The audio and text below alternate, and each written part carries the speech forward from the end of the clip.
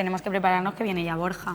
Tía, tenemos que averiguar si todo lo que nos han dicho de él es cierto. A ver, ¿qué os han dicho de mí? A ver, nos han dicho que eres demasiado moderado.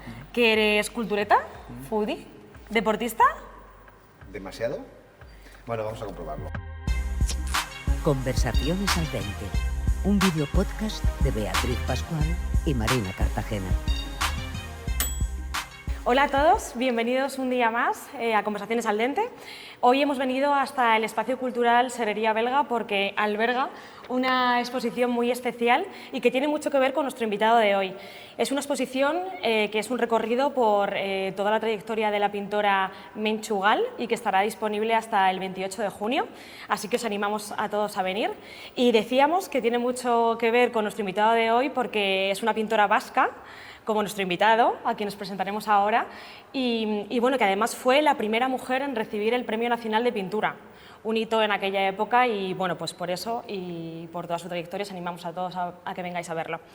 Así que bueno, pues presentamos a nuestro invitado de hoy, a quien teníamos muchas ganas de conocer y con quien hablar, Borja Semper. ¿Cómo estás? Pues muy contento de estar con vosotras, de ir a tener esta conversación sobre algo que me apasiona, como es la gastronomía. Qué bien. Pero además muy gratamente sorprendido de que hayáis elegido un sitio tan chulo, tan bonito y tan apropiado, ¿no? Porque estás como en casa, ¿no? Los paisajes... Sí, claro. Men Chagall, que tiene una parte de paisajes muy vinculados con el País Vasco, pero como decías es natural de Irún, es una de las mujeres más importantes que ha tenido pues, ¿no? la pintura contemporánea española. Y luego, mira, que me habéis sacado del Congreso de los Diputados para un sitio tan bonito. Yo no tengo más que agradeceroslo, de verdad. Sí. Bueno, antes que nada, antes de arrancar la conversación, agradecer al área de Cultura y Deporte del Ayuntamiento de Madrid que nos haya cedido este espacio y, por supuesto, al Espacio Cultural Serrería Belga, porque, bueno, es una maravilla. Como te decía, ¿cómo estás? ¿Cómo ha sido la vuelta? Titulares, rueda de prensa, ovaciones. ¿Cómo ha sido? ¿Cómo estás? Pues ha sido muy emocionante porque es verdad que bueno, yo estuve unos meses fuera de la política tratándome un cáncer y es verdad que durante todo el tratamiento, desde que lo anuncié, durante el tratamiento, y había notado mucho afecto que nunca seré capaz de devolver lo suficiente, ¿sabes? Lo que pasa es que es verdad que la vuelta pues, ha sido todavía un doble afecto. Y bueno, ha sido muy emocionante, ya te digo, pero bueno, también te da me hace entender bueno, que afortunadamente hay mucha más gente buena que mala en este mundo y que necesitamos espacios de distensión, de relax y valorarnos como seres humanos, ¿no? Estoy muy contento por la vuelta, como ha sido, y con ganas de enfrentar el futuro. Bueno, nosotras lo habíamos hablado, que estamos casi convencidas que no volvías a la política. Sí. Entonces, queríamos preguntarte si tenías claro que volvías a la política, si has tenido ofertas de algún otro sitio fuera de... ¿Y qué te ha hecho volver? Pues mira, os confesaré que en algún momento a lo largo de estos meses tuve dudas sobre volver o no. A mí me repesca Feijóo de la empresa privada. Sí. En el año 23 yo acepto volver a la política porque creo que, bueno, que puedo aportar algo para cambiar las cosas, pero es verdad que una vez que vuelves a la política y sobre todo la política nacional te das cuenta de que el clima es bastante insoportable e irrespirable. Totalmente. Y estos meses desde fuera, todavía, claro, he vuelto a darme cuenta, porque cuando estás dentro, te dejas llevar por la dinámica y acabas por normalizar, por ver como normales cosas que no lo son. La falta de educación, totalmente. ¿sabes? Cosas que... Y durante estos meses dudé, la verdad es que dudé. Tengo la suerte de volver al mundo privado, hay gente que cree que puedo aportar algo en alguna empresa, pero realmente creo que me parece un reto extraordinario intentar cambiar el país. Estamos en las finales de la legislatura y yo creo que España necesita un cambio y creo que ese cambio lo puede liderar Alberto Núñez Feijóo, que es calmar la política. Volver incluso a que sea un poco aburrida, a que no se meta en la vida de las personas y a que, bueno, pues que la política deje de ser un problema, ¿no? Y a mí me gustaría contribuir a eso y ese es el motivo fundamental por el que vuelvo. Volviste después de 6 años, la primera vez, ¿no? 6 años fuera, ¿estuviste? 4. ¿Cuántos? 4. Y ahora vuelves después de unos meses. ¿Notaste mucho cambio del PP de cuando te fuiste a cuando volviste o no? ¿Dices después de la enfermedad, del Sí. tratamiento? No, básicamente no, porque ya había mantenido contacto. También, aunque me había mantenido lejos, sí, pero con contacto. No, lo que se ha empeorado es el clima en general. en general. ¿Sabes? Estos últimos 10, 11 meses, todavía todo se ha envilecido más. Todavía todo se ha convertido más hosco. Antes hablaba de la educación, ¿no? Yo creo que es tan importante la forma como el fondo. Y en política el fondo ha desaparecido, no hablamos de política, hablamos de otra cosa, pero es que la forma es un disparate. Entonces, bueno, pues todavía, si cabe, es más necesario recuperar esa forma y ese fondo también. Luego también has mencionado alguna entrevista de las que has hecho estas semanas, que las hemos estado siguiendo, que por suerte o por desgracia, depende cómo lo mires, ¿no? Estas situaciones, ¿no? Momentos de la vida complicados, te hacen replantearte las cosas, ¿no? O dar prioridad a otras cosas. ¿Te ha cambiado mucho? ¿Cuáles son tus prioridades ahora? ¿Qué te ha cambiado esta etapa? Mira, yo he descubierto, o he redescubierto, no sé si alguna vez lo sabía, pero ahora sí lo sé, la maravillosa suerte de estar vivo. La maravillosa suerte que tenemos de vivir, que esto es un milagro, es una suerte. Que podamos tener esta conversación, que podamos ir a un restaurante, que podamos, no me quiero poner cursi, pero que puedas dar un paseo por el campo, quiero decir, cosas que damos como naturales y como normales, son verdaderamente extraordinarias. Y yo he vuelto a recuperar ese convencimiento o a entenderlo. Antes la gente me preguntaba, bueno, ¿y qué echas en falta? No sé, ir en kayak por el Amazonas, dar la vuelta al mundo. No. Yo quiero poder disfrutar de las cosas ahora mismo. Hombre, si hago cosas muy divertidas, mejor, ¿no? Pero quiero disfrutar de lo cotidiano, de lo que había dejado de dar importancia, de lo que daba por hecho. Y en realidad no podemos dar por hecho casi nada, porque todo es un regalo, todo es una suerte, y cada día es como decía, un milagro, ¿no? Y hay que aprovecharlo. Hemos leído por ahí, corrígeme porque no estamos muy seguras, de que en el pasado tienes como cierto vínculo con el sector de la música. No sé hasta dónde quieres, que tuviste una banda, ¿puede ser? Tuve una banda muy crío, con 16, 17 años. Bueno. Una banda montada para ligar, y cuando nos dimos cuenta que ni funcionaba, por esas, pues la banda se disolvió. Pero hacíamos versiones de U2, de Los Rodríguez, alguna canción propia teníamos. Wow. Y nos lo pasábamos muy bien, sí, teníamos un local y bueno, pues ahí, ya te digo, con más voluntad que acierto, pues lo intentamos. ¿Escuchas mucha música? No soy muy melómano, la verdad. Sí, escucho música, pero no es algo, no soy, vamos. Vamos, que no vas al concierto de Bad Bunny. Pues mira, a la casita. Iba a ir, pero no. ¿A la casita? Pero no. Vamos, me parece un fenómeno global extraordinario y muy interesante. No es la música que a mí más me gusta, pero, o sea que no voy a ir. ¿Eres más lector? No creo que voy a ir. Creo que no voy a ir. Aunque, bueno, mañana lo vemos en los títulos. Aunque el último momento, por eso te digo, a ver si te voy a decir aquí que no voy a ir y luego voy, pero no. Bueno, si hay oportunidad, porque es verdad que las entradas volaron y complicado, pero si puedes, oye, maravilloso. De hecho, es un tema interesante. A vosotras os gusta también. Ahora que... Sí. Pues mira... ¿Iríais contentas a la casita? No, a la casita no. Te diré que no, y de hecho es un tema que queríamos preguntarte a ti, qué opinabas, que ahora hay como una conversación pública acerca de esto, del tema de las nuevas maneras de consumir la música en directo y hacia dónde va, digamos, como esa cercanía entre artista y fan.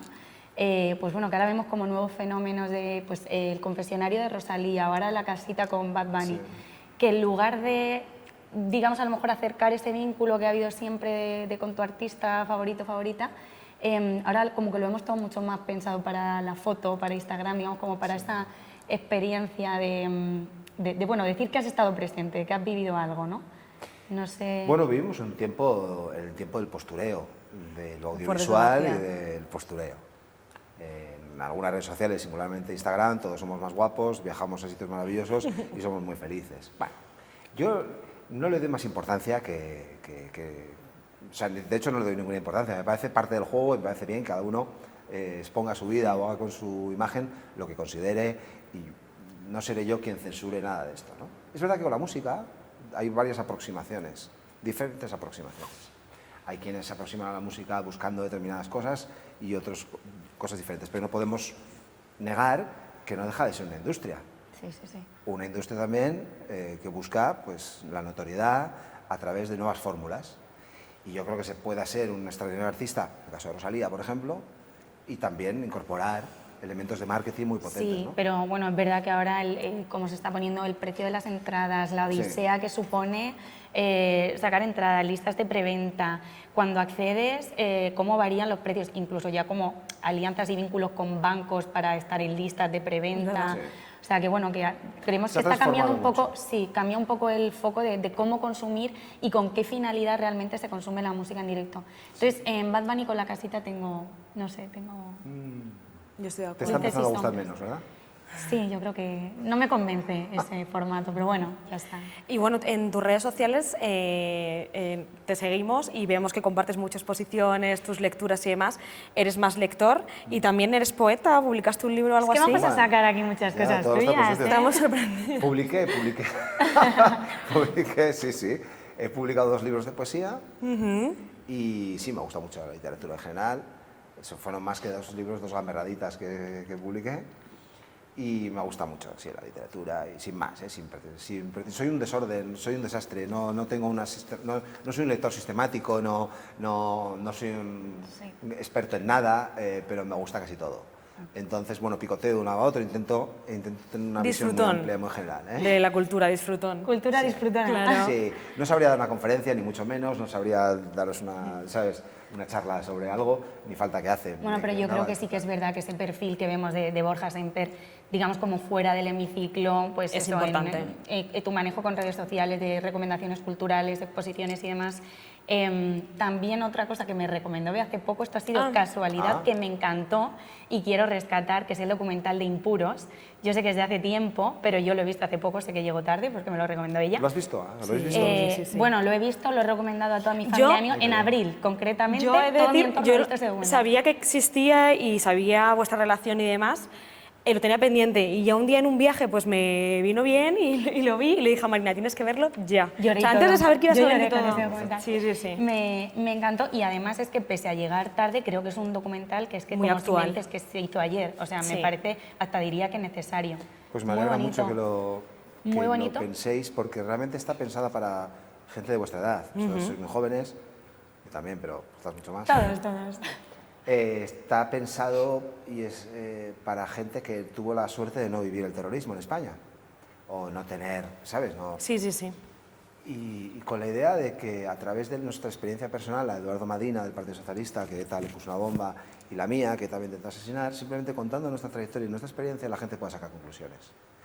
Pero que además sea una experiencia que es casi universal, ¿no? La lucha Sí. contra el terrorismo, la lucha contra el totalitarismo, la defensa en definitiva de la libertad, y de ahí lo de impuros, la idea de la impureza, ¿no? Sí. De no tener por qué responder a un canon o a una forma de ser, sino que todos tenemos nuestros diversos ángulos, nuestras De esto escala es que de yo creo grises. que Opiniones, realmente dudas. Sí, sí, que realmente que ese documental, más allá de contar vuestra experiencia personal de ETA, que dice mucho más, que es pues eso, 2 políticos posicionados en partidos diferentes, bueno, que hay una máxima, ¿no? Que va por encima de sus partidos, que en este caso fue pues, el tema del terrorismo, y también veros a vosotros como desde un cariño y una amistad que dices qué bonito, y eso con la coyuntura de crispación política actual, es que dices qué necesario es ese documental. Una fórmula también, nosotros teníamos una sección en Onda Sí. Cero con Carlos Alsina, que se llama La Ínsula, en la que el planteamiento era muy sencillo, pero como decías, en este tiempo casi Parece revolucionario. imposible, sí, Es totalmente. 2 tipos que piensan diferente, planteas temas y cómo nos aproximamos a esos temas buscando lo que nos une. En lugar de buscar lo que nos diferencia, sino, bueno, oye, hablamos de este cuadro, no vamos a hablar de qué nos diferencia a la hora de valorar ese cuadro. Vamos a buscar qué nos une a la hora de analizar ese cuadro. Bueno, pues esto está llevado a la política. Y es un ejercicio muy necesario, porque luego te das cuenta que en los temas fundamentales, en los más relevantes, pues oye, No hay tanta Hay una diferencia. mayor, estamos de acuerdo. Luego hay muchas cosas, lógicamente, y menos mal, en las que discrepamos y la gente piensa de maneras muy diferentes y tiene orientaciones ideológicas muy dispares. Pero que no es tan difícil llegar a acuerdos. Bueno, en también he de decirte que recientemente cuando hemos comentado así a nuestros allegados que íbamos a entrevistarte, nos ha llegado comentarios también de mucha gente que nos comenta que los últimos tiempos, no sé si a ti te lo han dicho tus allegados o tus más cercanos, que han percibido de ti como un tono más elevado en el agresivo. Congreso. Sí. Más elevado en el O sea, Congreso. tú eres un político que cae bien. No, Moderado. estamos hablando, por lo general, ¿No? eres un político cercano, majo, cae bien. Entonces es verdad que, bueno, nos comentan como que en los últimos tiempos ven en ti como un tono más subidito al... Que también entendemos que por la situación del Sí, era Congreso, la el pregunta, tono, lo si que crees hablábamos que antes, ¿no? O sea, que la actualidad Claro. también, o el hecho de formar parte del hemiciclo, te lleva irremediablemente a eso, porque es verdad que ver muchas sesiones parlamentarias Pues mira, dices, wow. yo intento ser riguroso cuando hablo en el Congreso porque me creo la seriedad del lugar en el que estás. Ahí reside la historia de España, al menos la la del siglo XX y parte del XIX, y es un sitio en el que conviene hablar con seriedad y con respeto. Pero siempre hacerlo sin ofender a nadie, ¿sabes? Sin levantar el tono, sin faltar en lo personal, defendiendo mis ideas, a veces con vehemencia, otras menos, pero defender mis ideas, como te decía antes, bueno, sin necesidad de insultar a nadie, ¿no? Y esa es una máxima a la que aspiro a no renunciar y a no equivocarme, ¿sabes? O sea, que nadie te ha dicho, uy, hoy te he visto un poco más vehemente. No, estuve vehemente en una última intervención que tenía que ver con la Guardia Civil, Sí. con los guardias civiles que fueron asesinados en Huelva, y Es sí, verdad. porque me toca mucho. Yo reconozco que mi vínculo con la Guardia Civil no es solo político, sino que es emocional, y me duele cuando creo que el Estado está abandonando a la Guardia Civil, esta es mi opinión. Y quizás, Y pero un quizás poco ahí. más arriba. Muy bien, pasamos a la parte gastro. Vamos a la parte gastro. ¿Qué? La gran pregunta que le hacemos, bueno, gran pregunta, la pregunta que le hacemos a todos. Gran pregunta, Sí. claro que sí. Es interesante, yo creo, porque salen cosas muy, muy curiosas. ¿Cuál ha sido tu peor experiencia gastronómica? Como te decíamos, no tiene que ser un restaurante, un nombre, ni mucho menos, o sea, puede ser... Vale, Nos han contado de todo, ¿eh? No daré nombres, pero Vale. es verdad que fui con mucha ilusión a un restaurante de nombre, con nombre Y te decepcionó. apellidos. Y sí, esto que vas preparando, ¿sabes? Porque oye, al final ir a determinados restaurantes, pues no deja de suponer un esfuerzo económico también, ¿no? Si Sí, ponemos totalmente. pitido, ¿no lo dices? ¿Eh? ¿Y si ponemos pitido, no lo dices? No, porque vas a... No voy a decir no, que buena, Si ponemos que buena pitido. periodista eres y qué mala.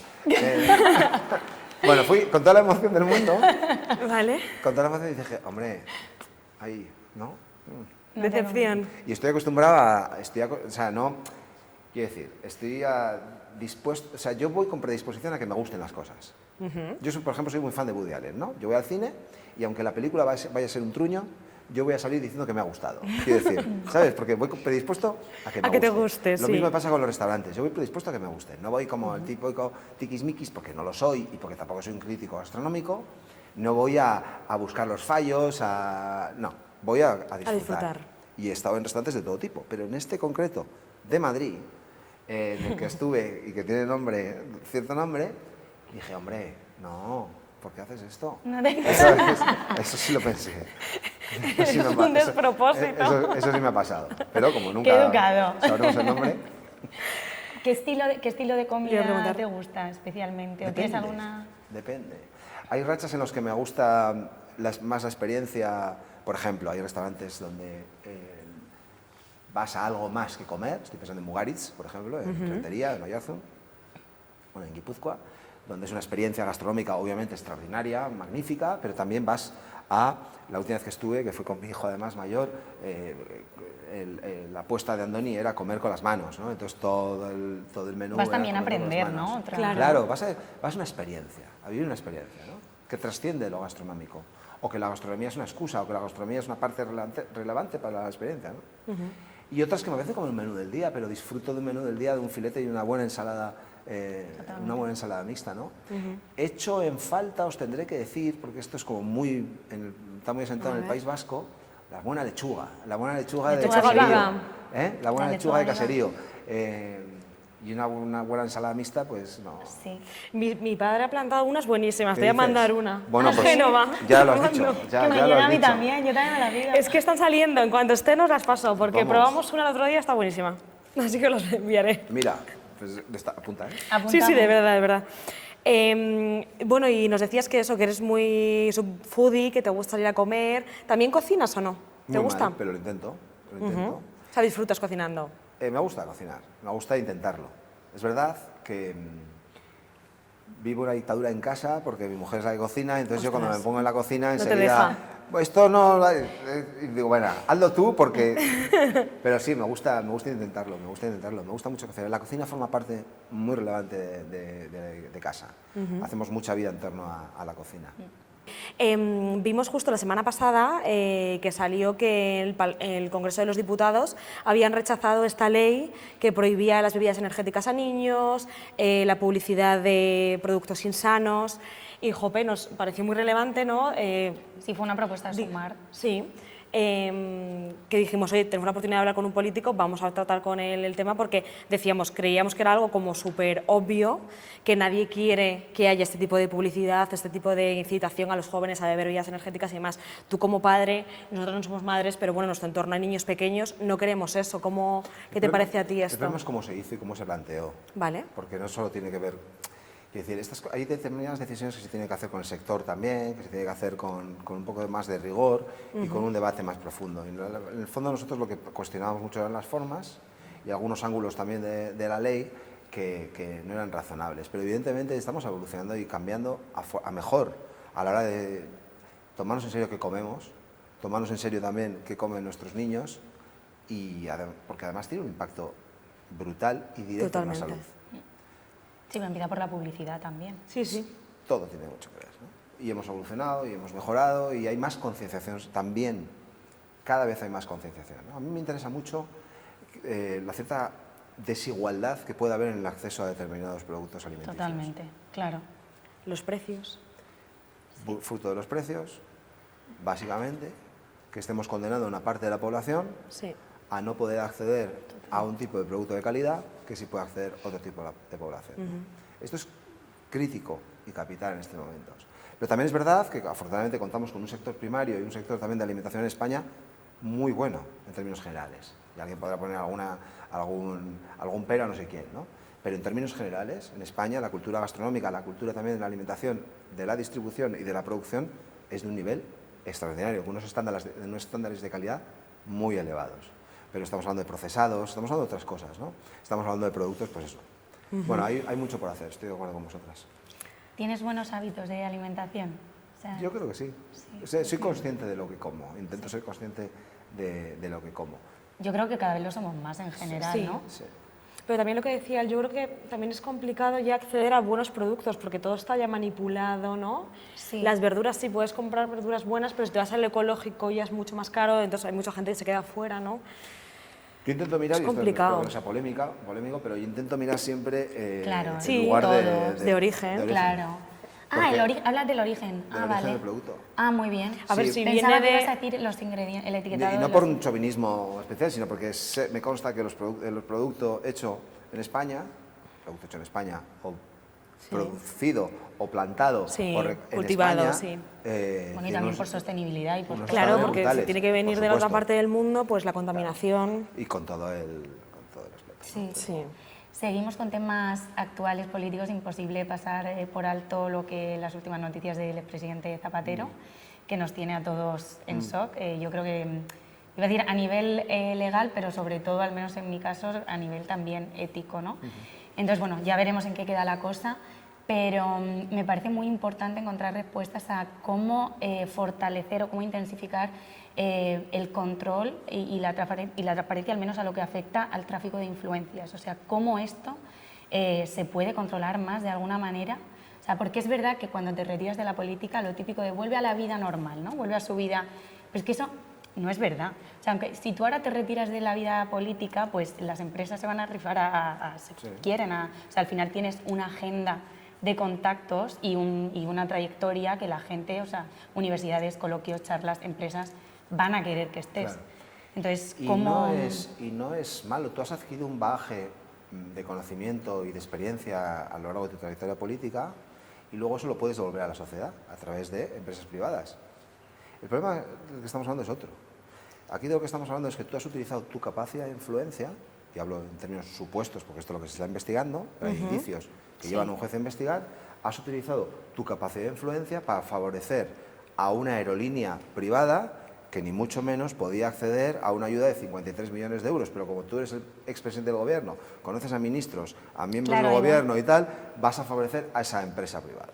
Eso no es utilizar tu conocimiento, eso es tener mucha cara dura. Pero sí tus contactos. Claro. Sí, pero para saltarte el Código Penal, o al menos para saltarte un procedimiento administrativo.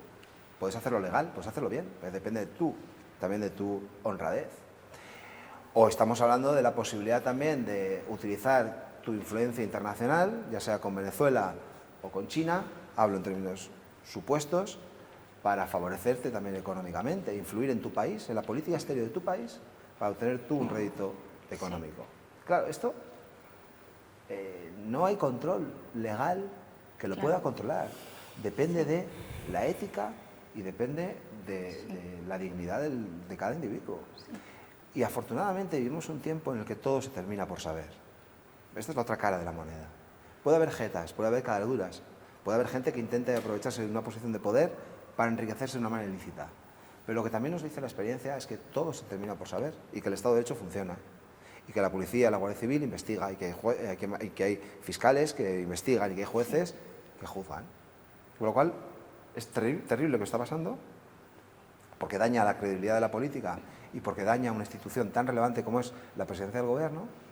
Pero por otro lado yo creo que tenemos que pensar que, bueno, menos mal que vivimos un Estado de Derecho y con libertades donde la separación de poderes funciona e incluso alguien tan relevante como un expresidente del gobierno va a dar cuenta ante la justicia.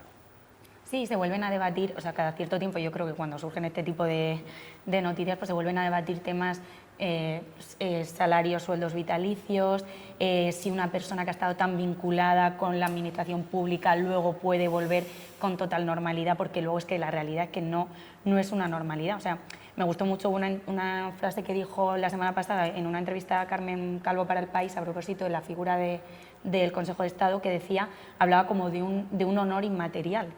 Entonces yo creo que como es algo que no, o sea, que es inmaterial, ¿cómo controlas eso? ¿Cómo lo regulas? Pero es como dedicarte a la política. Mira, la política tiene muchos peajes, innumerables. Y yo sé que decir esto pues igual es un poco políticamente incorrecto, pero incluso tiene peajes también de orden material, oye, pues control social, de totalmente, te mira, intimidad, pérdida de vida privada. Pero es un extraordinario honor. Dedicarte a la política es un maravilloso honor. Poder hacer algo para cambiar y transformar tu país, eso es un inmenso honor. Y si quieres hacerte rico, no puedes ser político. Tienes que aceptar cuando te dedicas a la política, incluso después, que el nivel de exigencia y de moral aplicada o ética aplicada a la política es muy exigente. Y el que no acepte eso, mejor que no se dedique a la política. Y si te dedicas a la política y no lo aceptas, tendrás que dar cuenta, más pronto que tarde, yo estoy convencido. Yo creo que la gente está un poco desencantada porque yo creo que se ha perdido un poco eso, ¿no? Lo que tú hablas del papel del político que realmente quiere mejorar su país, quiere mejorar la vida de la gente, como que realmente parece que ahora todos los políticos vienen a hacerse ricos y a... Bueno, pero es verdad que tú te asomas a la conversación pública. Yo soy de una cultura política en la que para mí un ministro era alguien muy relevante. Totalmente. Que cada vez que hablaba decía, uy, aunque no fuera de los míos, Quiero decir, porque, oye, si alguien llega a ser ministro, le supones cierto nivel intelectual, de conocimiento o de vocación de acertar, de no dividir. Sí. Yo también creo siempre que cuando tú eres un candidato, eres de un partido político, pero cuando llegas al poder, eres de todos. Si eres el presidente del gobierno, no eres de tu partido, eres el presidente de todos los ciudadanos. Y si eres un ministro, te trata de lo mismo. Seas del PSOE o del PP, al final lo que eres el ministro de todos los españoles. El gobierno no tiene nada que ver con el ser un diputado en el Congreso o un diputado en la Asamblea de no sé qué comunidad autónoma. Oye, cuando gobiernas es para todos. Entonces, claro, la gente se asoma a la actualidad y ve que eso no funciona así. Y ve que hay ministros de parte, o ministros que insultan, o que se habla con poco rigor, y se va perdiendo la credibilidad en la política. Y entonces luego cuando vengan los otros, que van a hacer lo mismo pero al revés. Cuando gobierne el PP va a hacer lo mismo que el PSOE, y os puedo adelantar que no. Y como lo vais a ver, y si no me llamaréis para decirme si no tengo razón. Pero... ¿Te ha sorprendido a ti lo de Zapatero? Llevaba tiempo leyendo cosas y escuchando cosas en torno a espacios oscuros de su actividad. No me ha sorprendido. Se celebró en Génova cuando saltó la noticia. No, espero que no. No, créeme que no. Hombre, vamos a ver. Evidentemente, Os esto beneficia. afecta mucho más, afecta reputacionalmente, afecta al PSOE y al gobierno. Pero yo tampoco me engaño. Yo sé que los casos de corrupción afectan en general a todos los políticos luego. Sí. ¿Sabes? Porque la Y el sensación desgaste que son social todos es iguales. general, al Y esto final. de, vale, sí, cuando vosotros gobernéis salís lo mismo, pero al revés. Y entonces, claro... No hay que caer en eso, precisamente. Claro, pero afecta a todos, a la reputación de todos, a la credibilidad de la política y, por lo tanto, también a la confianza de los ciudadanos en sus políticos. Insisto, afecta más al PSOE, obviamente, porque le está tocando a ellos, y afecta más al gobierno del Partido Socialista y de Sánchez, claro, pero en el fondo nos perjudica a todos. En una entrevista tuya que escuché, pero bueno, era hace tiempo, hablabas de que los políticos no sois comentaristas de la actualidad, que no tenéis que saber de todo. Y fíjate aquí que estamos hablando de todo. De todo, pero bueno, le entendí. ¿Hay algún tema político, social que tú hayas puesto alguna línea roja o por lo que no quisieras pasar? O sea, entiendo que una parte es Borja Semper como persona y otra pues que representas a un partido político. ¿Ha habido alguna cosa que no estés de acuerdo con el Partido Popular? Que no estoy de acuerdo. O que te cueste... ¿Y cómo ha sido lidiar con ello? Porque imagino que no estarás de acuerdo con todo, ¿o sí? No, pero... No, claro, no, pero cuando tú perteneces a una organización, obviamente... La mayoría de claro, cosas entiendo que hay sí. cosas que no compartes. No sé, si eres periodista en un periódico, pues habrá alguna editorial algún día que no lo compartas. O la orientación a la hora de tratar una noticia, quiero decir, para que nos entendamos, ¿no? Sí. Eso no es ningún drama, no pasa nada. No, a mí eso no me dificulta convivir en la convivencia con mi partido. Otra cosa es si estuviéramos hablando de cosas troncales, ¿no? De cosas que son cimientos a la hora de interpretar el mundo que tú tienes y que choca con tu partido, y eso a mí no me pasa. Luego hay, pues bueno, momentos mejores y peores, a veces aciertas y otras veces no, y lo mismo le pasará a otros de mi partido con respecto a mí, ¿no? Pero no pasa nada, los partidos políticos no somos sectas. Hay que entender que un partido político es una organización plural en la que tiene que haber gente que le da un poco más importancia a una cosa, otro que le da un poco más importancia a otra, pero que compartes una serie de principios y un modelo de país, ¿no? O por donde quieres que el país vaya. Pero no somos sectas. Y hay estilos diferentes, hay unos que son más duros, otros más blandos, unos que elevan el tono, otros que hablan más bajito. No pasa nada. Porque si al final todos fuéramos iguales, con uno por cada partido, sería suficiente, ¿no?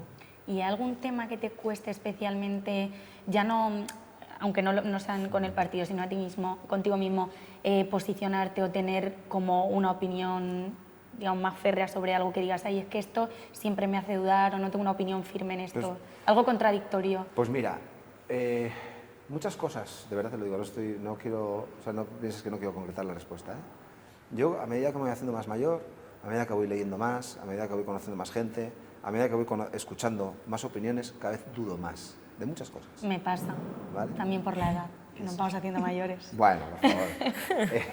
Es verdad. Digas eso delante de mí y del cámara, por favor, claro. Hay que ha salido David afectado. Que diga eso delante de nosotros. No, pero sí, es verdad. Y yo cuando era más joven tenía muchas más certezas. Incluso las defendía con mucha vehemencia. Sí. Hoy día hay cosas que son las que te tienes que posicionar, tienes que fijar posición y dices, yo prefiero no posicionarme. Y esa es una línea que no he traspasado. Yo intento no defender cosas en las que no tengo convicción, porque se nota además. Yo creo que la autenticidad política es fundamental y tú lo transmites. Y alguna vez que te toca decir cosas que dices, otra vez esto, a mí se me nota mucho. Lo que sí defiendes con mucha vehemencia es que vais a ganar con mayoría absoluta las próximas elecciones. No, sí. Con vehemencia absoluta lo he dicho. Pero yo te veo como joven muy seguro y es verdad que viendo el panorama en otras comunidades autónomas, ¿no? que obviamente estáis pactando con Vox, me sorprende porque digo, joder, qué seguro lo dices, o lo tiene como súper claro. No, a ver. También es el mensaje que tienen que dar. Ya, pero por eso que yo entiendo su papel, pero digo, yo viendo el panorama... Yo creo que España necesita un gobierno sólido y estable. Sí. Creo que lo mejor para el país sería que ese gobierno estuviera conformado por un partido que es el PP. Creo que la experiencia de estos últimos años de gobiernos de coalición no ha sido buena, porque hay rencillas, porque hay intereses, porque uno intenta sacar la cabeza, y al final un gobierno tiene que ser algo más estable, en mi opinión. Y creo que, por lo tanto, convendría que el PP tuviera un resultado extraordinario que nos permitiera gobernar en solitario. La mayoría absoluta está muy lejos. Pero un resultado amplio que nos permita gobernar en solitario. Esto creo que es, lo digo siempre y ya sé que a algunos les molesta, yo creo que es la fórmula que necesita España, al menos en los próximos años. Mira que era algo que nos interesa especialmente, porque es verdad que con la llegada de, que ya muy lejano cuando llegó Podemos y Ciudadanos y tal, de romper la ruptura con el bipartidismo, dar lugar a un congreso más plural, con opiniones más diversas, pero que luego al final eso ha conllevado a que un partido siempre se vea en la disyuntiva de o pierdo la oportunidad de gobernar, el poder de gobernar, que eso evidentemente ningún partido lo quiere, o tengo que hacer cesiones y pactar y hacer cosas que he prometido que no haría. en este caso con el Partido Popular, con Vox, no sé cómo de cómodo te sientes, porque si no gobiernas con mayoría, bueno, ya hemos visto Aragón, Extremadura. Como yo te decía, yo prefiero gobernar en solitario, pero también me parece injusto que el PP solo pueda gobernar cuando tiene mayoría absoluta. Lo que parece un poco injusto es que el Partido Socialista puede pactar con todo el mundo, desde Bildu, pasando por RC hasta Junts y PNV, y el PP solo puede gobernar si tiene mayoría absoluta. Eso es bastante injusto. Con lo cual tienes que llegar a pactos. Pactar no está mal si esos pactos no te sacan a ti de donde tú quieres estar y donde tienes que estar. No te llevan a lugares donde tú no te reconoces. Esos pactos no pueden desfigurar lo que tú representas y lo que quieres ser. Y los pactos que ha habido, a mi juicio, en las comunidades autónomas donde hemos llegado a pactos de gobierno, no han sacado al Partido Popular del sitio donde tiene que estar. No hemos pactado una amnistía, no hemos pactado cosas que son antinatura para el PP. Es que, perdón, es que lo de María Guardiola con el feminismo, la hemeroteca pues fue brutal, porque ella decía que no estaba nada a favor del feminismo que defendía, bueno, ningún feminismo que defiende Vox, y sin embargo luego mira, Sí. Bueno, pero no le ha quedado otra y ha rectificado. Bueno, pero vamos a ver si las políticas que implementa el gobierno de Extremadura, ¿a qué Ya. responden? Mira, yo creo que todos los partidos políticos, todos los líderes, al final hablamos mucho a veces, y por lo tanto nos equivocamos en muchas ocasiones. Y que hacemos interpretación del texto escrito cada uno a su manera, ¿sabes? Luego lo importante es la materialización de las cosas. Y yo creo que tanto Extremadura como Aragón, en su caso Castilla-León, van a ser lugares donde va a haber gobiernos sólidos, estables y donde afortunadamente no va a haber ni una sola paso atrás en los avances sociales conseguidos y mucho menos aquellos que tengan que ver con la igualdad. Bueno, o sea, yo sí que creo que a nivel de comunicación política es muy complicado, o sea, porque yo creo que el hecho también de que el Partido Popular pacte con Vox obliga en cierta manera a que el discurso del Partido Popular no le quede otra que radicalizarse. Porque es Bueno, que no, tienen... el que tiene un discurso radical en algunas cuestiones es Vox. Nosotros Bueno, pero intentamos mantenernos en habéis aceptado un marco, literal, un marco de prioridad nacional. Esto no sé si a los votantes del Partido Popular te trasladan que este tipo de cosas preocupan o dan... O sea, a mí personalmente el tema de prioridad nacional me da bastante miedo. Entonces no sé eso cómo... Y el Partido Popular lo ha aceptado al completo. Mira, yo soy de San Sebastián, he sido concejal de San Sebastián los últimos años, y para acceder a una VPO, una vivienda de protección oficial, tenías que estar empadronado en San Sebastián 3 años. Se establecía una serie de requisitos para poder acceder a determinados servicios públicos, en este caso una VPO, se priorizara al que llevaba empadronado un tiempo. Nosotros creemos y defendemos que en un momento como el actual, para poder acceder a determinados servicios públicos tiene que haber criterios de reciprocidad, de haber contribuido con impuestos, de llevar empadronado en la ciudad o en el país un tiempo, unos años, y que eso te da más preferencia, te pone antes que otros, independientemente de dónde hayan nacido. Porque nos da igual que sean marroquíes, o que sean rusos, o que sean parisinos o franceses. Es establecer un criterio para racionalizar el acceso a los servicios públicos, en un momento en el que hay que establecer esos criterios porque si no esto es insostenible. Y esto, evidentemente, Vox lo ha llamado prioridad nacional, o inspirado en la prioridad nacional, no es una expresión nuestra, pero lo que viene a decir es eso, y lo que viene a concretar es eso, y da igual dónde hayas nacido. Si nosotros fuéramos mañana a vivir a Berlín, no tendríamos los mismos derechos de acceso a los servicios públicos que tiene un ciudadano de Berlín. Se nos exigiría, y somos de la Unión Europea los dos, se nos exigiría un tiempo de empadronamiento y de haber vivido en el territorio para poder igualarnos a un berlinés. Parece razonable. Porque todos los países están haciendo eso, a ver cómo conseguimos ordenar y canalizar el acceso a los servicios públicos y hacerlos sostenibles. Pero es verdad, Vox ha utilizado la expresión prioridad nacional para desfigurar, a mi juicio, esto que creo que tiene bastante sentido. No, además, muy interesante el ejemplo que dices también del País Vasco, que esto además fue el ejemplo, me pareció muy interesante, una reflexión que hizo Gabilondo en una entrevista de Mar Bretos, hablando de los términos prioridad nacional, que decía, bueno, ojo peligro, porque prioridad nacional en España para los españoles, pero estamos en un estado que es, bueno, que con mucho peso de las comunidades autónomas. Entonces, la prioridad nacional en Andalucía, ¿cuál es? Sevilla, ¿sabes? Que al final como que es un término que creo que asusta mucho y que en ese sentido hay dos opciones para el Partido Popular, o radicalizar su discurso o aclararlo muy bien, ¿no? Y lo cambiamos por arraigo o por lo aclararlo, pero y sobre todo también que los ciudadanos vean con la vía de los hechos que lo que decimos es cierto. Y para eso necesitamos tiempo. Yo creo que el tiempo, el paso de los meses, va a evidenciar que lo que yo te estoy diciendo es mucho más cierto que lo que dicen otros. Y bueno, y aprovechando el tema de la vivienda, queríamos comentar contigo, porque bueno, es algo que nos toca muy de cerca por nuestra edad, ¿no? Ya que tenemos la suerte de hablar con un político, pues, ¿qué pasa con la vivienda? ¿De verdad no es posible un pacto, una cosa que nos afecta a todos? ¿Qué solución hay? Pues debería ser posible. Lo que pasa que a la vista está que no lo está siendo. Nosotros hemos presentado un plan de vivienda que intenta corregir aquellas cuestiones que consideramos que no están funcionando. En España hay un déficit de en torno a 600.000 viviendas y creciendo. Es decir, se construye muchísimo menos que la demanda que existe. Con lo cual, la gente que va buscando vivienda se asoma al mercado y ve que cada vez te piden más requisitos para poder acceder a un alquiler. ¿Por qué? Porque hay miedo a los impagos, hay miedo a determinada... El propietario tiene miedo y con lo cual te exige más requisitos y una renta más alta. ¿A quién está perjudicando? A las rentas más bajas. Pero es que además ha bajado también el porcentaje de vivienda en compra para la posibilidad de comprar. No existe. O sea, hay unas dificultades extraordinarias. Tenemos un problema, un shock de oferta. Con lo cual, ¿qué tenemos que hacer? Construir vivienda como si no hubiera mañana. Esa sí que es una prioridad nacional. Construir vivienda. Prioridad nacional. Porque cuando hablamos de vivienda estamos hablando de un hogar, no estamos hablando de las habitaciones. de un derecho. Claro. O sea, es que es un derecho. Pero hablamos de un hogar, de la posibilidad de formar un proyecto vital.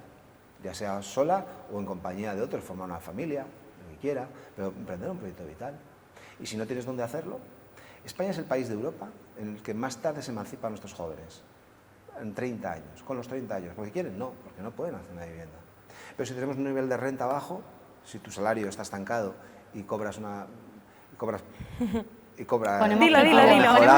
no pasa nada. Si en el fondo tu sueldo es precario y la vivienda está cara, ¿cómo es posible que llevamos 8 años de gobierno y se nos han ido prometiendo centenares de miles de vivienda, centenares de miles de viviendas y no sea cierto? Tenemos un ministerio de vivienda y hoy el problema es muchísimo más grande que hace 8 años. De hecho, la vivienda hace 4 años estaba a nivel de importancia para los españoles, creo que era en el número 12, 13, y hoy es la primera preocupación, o la segunda preocupación de los españoles, claro, como es normal. Hace falta más vivienda, hace falta simplificar trámites y burocracia. ¿Sabéis cuánto tarda un emprendedor o un promotor cuando mete un proyecto en un ayuntamiento hasta que termina, hasta que entrega las llaves al comprador? Una media de 10 años. No es razonable. Hay mucho suelo en los ayuntamientos y en las ciudades, o es propiedad del Estado, que está infrautilizado. De hecho, que está parado. Hace falta aflorar ese suelo y construir vivienda. Hace falta llegar a acuerdos con los promotores privados y hace falta, sin duda, un pacto nacional. Estamos absolutamente de acuerdo, ¿eh? Bueno, y también el tema, yo creo que muy actual y que tanto nos preocupa el tema de los fondos buitre. O sea, al final los beneficios fiscales que están generando muchos activos inmobiliarios, amparándose un poco en la legalidad, pero de la ética no se habla. O sea, por ejemplo, en un documental reciente de Carles Tamayo que hizo de la vivienda, o la serie ahora de Paul Rodríguez, que no me acuerdo cómo se llama, en HBO, que recomiendo mucho, te la recomiendo si no la has visto, muy chula, pero que lo que deja, o sea, lo que vemos ahí en estos documentales, pero que bueno, basados en hechos reales, al final, cómo salen beneficiados fiscalmente un propietario que compra a lo mejor un edificio entero frente al precio individual de la vivienda, y como de eso ya pues al final te facilita el poder especular con la vivienda y que siempre se ampare con es que es legal. O sea, bueno, a nivel hemos visto cosas realmente demoledoras como que anunciamos en Idealista, que es que no te preocupes, que la señora o señor que está viviendo tiene 95 años o 90 años, no te preocupes, estate tranquilo. O sea, ¿en qué momento hemos dado lugar a normalizar eso? O sea, el tema de los fondos buitre a mí me parece muy importante. Vamos, es que también por las consecuencias sociales, pérdida de identidad de barrio, o sea, todas las consecuencias que está dejando eso. Sí, el problema de la vivienda es multifactor y lo podemos analizar, desde luego, hay muchos factores desde muchos ángulos. Pero esto que hablas tú de los llamados de lo que se llama fondos buitres no representa el problema principal del acceso a la vivienda en España, ¿eh? Igual en una ciudad como Barcelona, en la que sí, o algunos barrios de Madrid, pero no es en toda España. A veces tenemos la tentación de analizar lo que sucede en Madrid, pensar que todo lo que pasa aquí es España, o todo lo que pasa en Barcelona es España, y son realidades a veces muy diferentes. No hay una varita mágica, no hay una solución solo, es multifactor. Pero la oferta, implementar, crear más oferta acabaría con todos estos problemas. Crear nuevos barrios. Y además, mira, Madrid ahora va a hacer una reforma también de su planeamiento para construir en vertical. Duplicar, triplicar el aprovechamiento también residencial. Sí, pero dar más oferta. ¿Quién lo ¿Quién ocupa? va a Claro, ¿quién va a comprar? estos ¿Quién nuevos puede? edificios, ¿qué van a ser? Grandes propietarios que compran el edificio entero y además también Todos aquellos importante... que tengan la participación del sector público, y por eso hablaba antes de grandes acuerdos y grandes convenios entre particulares y sector público, van a ir destinados al ciudadano medio. Claro. La colaboración la solución no puede ser lo que dijo nos la garantiza, vivienda. la colaboración público-privada lo que nos garantiza es la posibilidad de introducir elementos de corrección y garantía, Por supuesto. como hablamos. Por eso es tan importante que el sector público deje de dar la espalda al privado y el privado deje de dar la espalda al público. Y aprovechar las sinergias, aprovechar el conocimiento para solucionar el problema. Esta sería una de las medidas. Pero también tenemos que hablar de fiscalidad, la posibilidad también de favorecer que la gente, sobre todo la gente más joven, pueda acceder a la vivienda. ¿De qué manera? Facilitando también los actos jurídicos documentados para poder rebajar también o garantizar la entrada, facilitar la entrada a la compra de una vivienda. O sea, lo que está claro es que no podemos apelar, como en su día hizo el Ministerio de Vivienda, a la solidaridad del casero, de la casera. O sea, necesitamos cosas mucho más pragmáticas y materializarlas. Bueno, es que yo creo que la política social la tiene que hacer el Estado, no un particular. La política social la hacen los poderes públicos, con los impuestos que nos cobran. A un particular tú no le puedes pedir que haga una labor social. A una señora que vive de la renta de su vivienda para tener una buena jubilación, no le puedes pedir que haga política social. Esa la tiene que hacer el Estado, la tiene que hacer los poderes públicos. Bueno, yo creo que es responsabilidad de todos, ¿eh? O sea, aquí yo voy a poner pitido pero yo he estado en conversaciones con amigas y con grupos de amigos que me he quedado, vamos, impactada de cómo han contado. Pues mira, bueno, el otro día, sin ir más lejos, estuve en un cumpleaños y una chica de mi edad estaba contando ay, pues mira, me acabo de comprar una vivienda en Madrid y todos estamos como, jolín, qué guay, enhorabuena, tal. Y entonces, ¿y cómo ha sido? Y entonces ella contaba, además es que no se escondía lo más mínimo, contaba, dice, pues sí, dice, porque yo tuve la suerte de que la compré a X precio y ahora la he vendido 4 veces por encima. A mí, de verdad que me preocupa que eso se diga sin ningún tipo de vergüenza. O sea, estás manifestando abiertamente cómo has especulado, cómo un problema que tú estás viviendo, que es lo que sufres y lo que sufrimos los jóvenes, y no tan jóvenes, cada vez que vemos Idealista, y que tú luego has actuado igual. Entonces, sí, obviamente es una responsabilidad del Estado, y principalmente, pero hay que tener una conciencia social individualmente, ¿no? Bueno, cada uno la que considere. A mí me parece tan legítimo lo de tu amiga como lo tuyo. Es su bien que decide venderlo o ponerlo libremente No, al es precio que amiga, quiera. que lo escuché por ahí. Es conocida. No sabía, es una conocida. Y a mí me parecerá igual de bien que cuando tú tengas un inmueble y te ofrezcan el doble de lo que vale, decidas no venderlo por el doble y decidas venderlo por lo que compraste más IPC. A mí me parecerá igual de bien, pero no podemos juzgar a la gente en su comportamiento privado. Tú puedes tener tu opinión y yo la mía.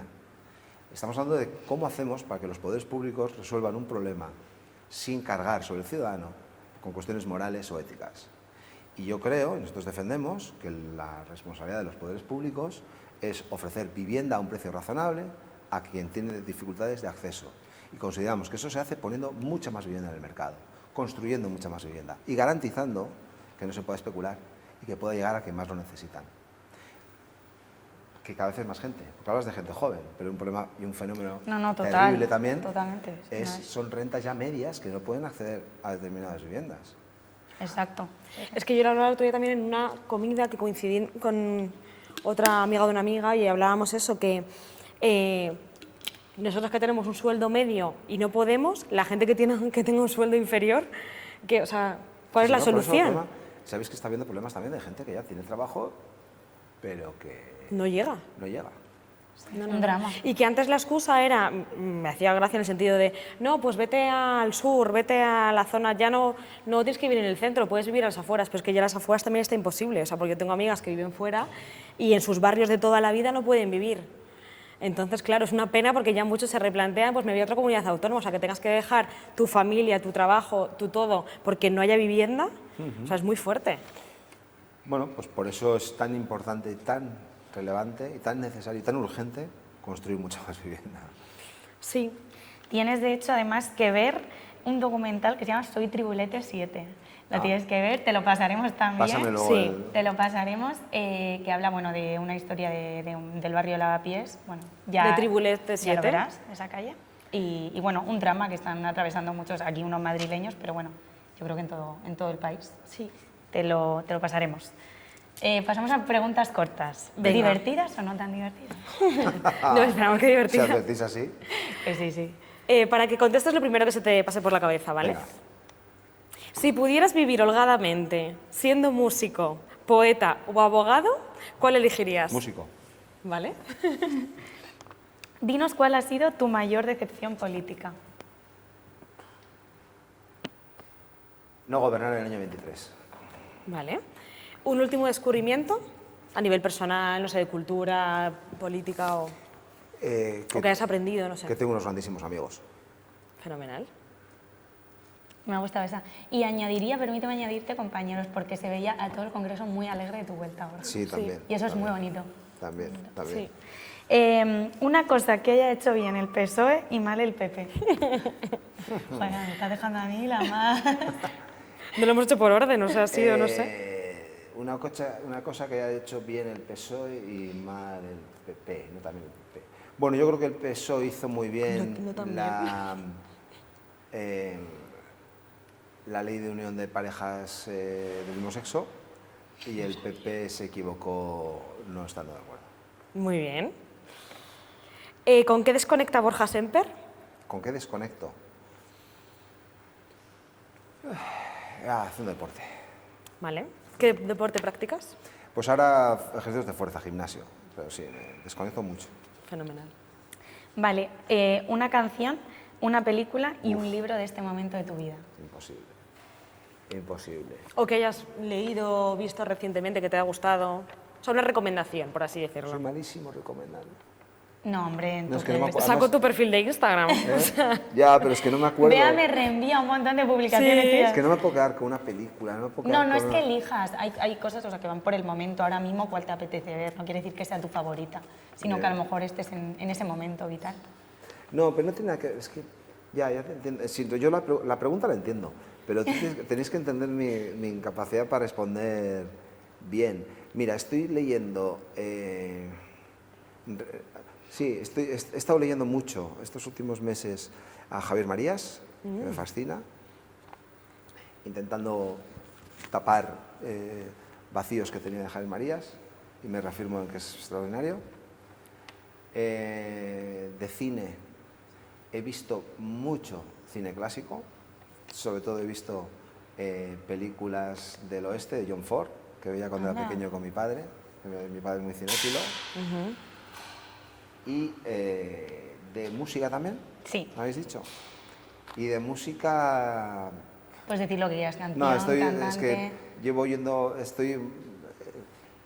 a mí yo soy apasionado de Sabina, pero estoy oyendo mucho a Leiva. qué bueno. Muy bien. Y ya para acabar, ¿es Borja Semper feminista? Sí, claro. ¿Desarrolla? Sí, claro. Bueno, es que no considero otra forma de pasar por la vida que considerando que los hombres y las mujeres somos absolutamente iguales. Y eso es la esencia del feminismo. Hasta aquí nuestra conversación de hoy. Muchas gracias, Borja, por haber venido. Nos ha encantado compartir este rato contigo. Muchas gracias a vosotras, la verdad. Muchísimas gracias al área de Cultura y Deporte del Ayuntamiento de Madrid y al Espacio Cultural Serrería Belga por cedernos este espacio. Nos vemos en la próxima. Adiós.